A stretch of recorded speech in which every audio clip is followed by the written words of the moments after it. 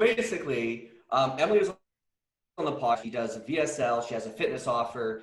Somehow she reached out to Gabe. I'm not even totally sure. It sounds like we're not totally sure. And this must have been like, what, a year ago? Maybe a little bit Over longer. a year ago. Yeah. Over a year ago. Yeah. And Emily basically said, I want to take 3 people on. I want to teach them one-on-one how to build an offer. And so it was Rebecca. There was a bunch. There's way more. Oh, yeah. Yeah, there's like 10, I think. Wasn't there? Was there 10? I think more than that. There was Oh, really? 12, 13, yeah. And they all fell off Yeah. till the end, right? Like in the end, there was only like 4. Yeah. Crazy. So basically Emily's had huge days. Like she's done millions in this industry. So she was basically offering to mentor some people one-on-one. I guess there was a dozen. Now there's 3 or 4. And Alex, you were the first one to actually put your offer live, right? That's right. Yeah. So when did your offer officially go live? May 9th this year, 2020. Shit. And it's currently July 14th. So it's been like literally 2 months. Yeah. So in 2 months, you've gone from being in the fitness space, teaching fitness classes, to launching your product, which obviously took some time. That probably took 9 months or a year? Oh yeah, about a year. And you had no background in this industry whatsoever? No, not at all. I didn't even know what a VSL was. Yeah. And so you basically went from complete noob, no idea even about this space, to generating over $1 million in your last 2 months. That's right. Yeah. It's fucking remarkable. I love it. Which is absolutely insane. Like if you think about it, and it's totally. it's not a common thing, but like, dude, you crushed it. That's amazing. Like that's absolutely amazing. Thank you. Yeah. Interesting. So I think we should go back a little bit, because let's talk about how you really wanted to what you did in the fitness industry, how you wanted to transition out, what your options were, and then we kind of talked about how you ended up here. But before that, what was your thought process with everything? So basically go back to like, what was I doing before? Yeah. Let's just say like 6 months before this came along, what you were doing, what you were thinking, how you got to this situation. Absolutely. So before you started getting coached, sorry.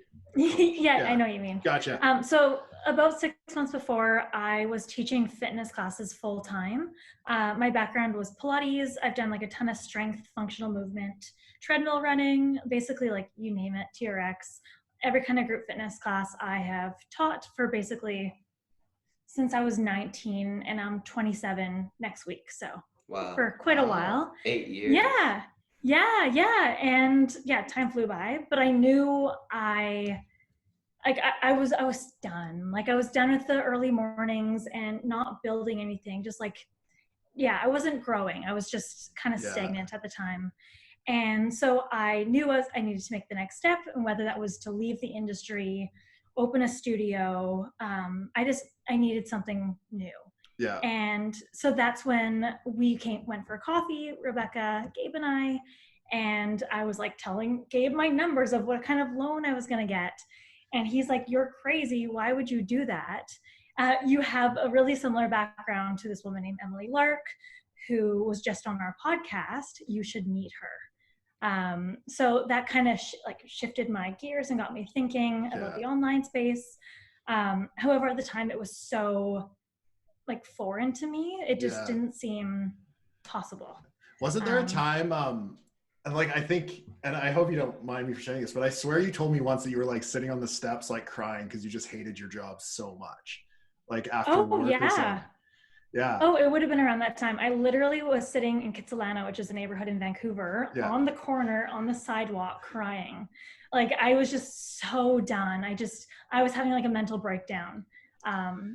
It was clear signs I needed to change. So I feel like when that happens, that's definitely it. And you know what? Like great things come from rock bottom. Like I'm just gonna Okay, so after that, like you started moseying on and doing these calls with Emily and kind of going from there. So what was going on in your head when this was all coming to you? Because I feel like I had to drill it, and I'm sure Tyler did too, into your head that this was like a real business.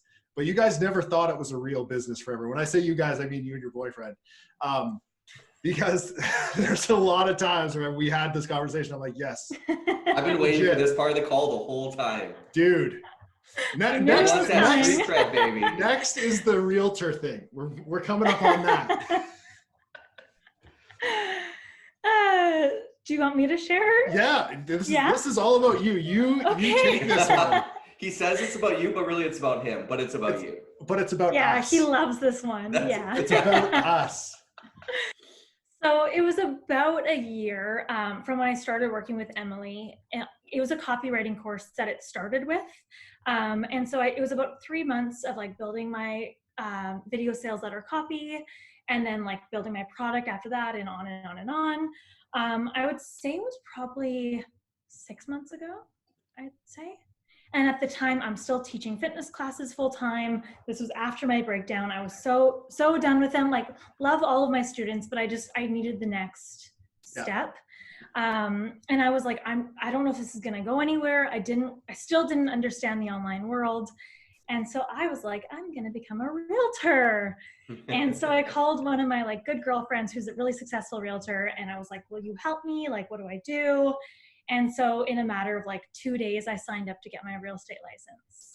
Within the same week of signing up, I had coffee with Rebecca, Gabe's wife. That's new. And I was like telling her that I was going to get my real estate license, and I still wanted to do like my online business on the side. But I was going to take a different path. A few hours later, I got a text message from Gabe. And it's Gabe and Tyler, and they're like, hey, do you have time for a call? So these two get on a call with me. And what did you say?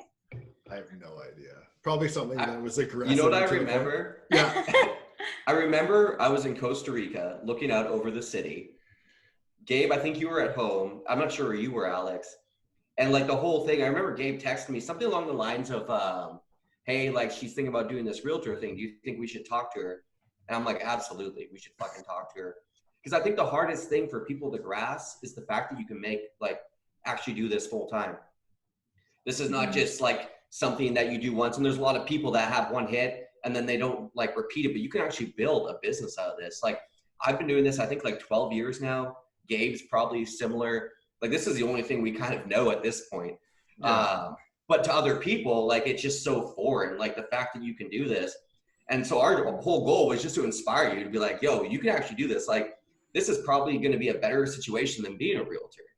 Because I think in BC, there's probably like 8,000 or 9,000 realtors where this, like you can be the only one, like for what you're selling. And we won't go into your product, but basically you built a product based on your experience in the fitness industry. And there's maybe one other person kind of selling it, right? Sorry, say that last part again. Oh, the product you built? Basically, you know, you were going to think about becoming a realtor where there's another 8,000 or whatever. Oh, sorry. BC. Yes. Yeah. Now you're in a space where there's like very few of you. Yeah. Exactly. Maybe it even so, like what position do you want to be in? Exactly. Yeah. So I remember. Do you just think it was like complete bullshit the majority of the time? Well, on paper, like it sounds awesome. Everything like, oh, you can make like these numbers and you can work from home and be your own boss. Like it sounds amazing, but it sounds too good to be true. So I just like had a hard time, even though I was like on the path and like building the online business still, it just never felt like it would become reality. So I thought I had to like take a different path and maybe keep the online business on the side, but not put all my eggs in one basket. Yeah. Which is smart, I feel, on some level. But I feel like with this stuff, there's so much work involved that you have to go all in on it. It's never ending. Yeah. Especially when you're new. Yeah. So I'm sure, Alex, you can relate. Like everything just takes way longer than you thought it would. Absolutely. Yeah. Oh my goodness. Like looking back, I could never have done both. Like it would have been impossible. Yeah. Yeah. But just to add to like the end of that little story, after that call with Gabe and Tyler, with the two of you, I like wrote to like UBC, to the university to be like, is there any chance I could get a refund? And I was like, it was the weekend and I was like, I'll leave it into the university's hands. If I can get a refund, I'll cancel. And of course on Monday I got a refund. So I went back full in on this online business. Nice. Writing's on the wall.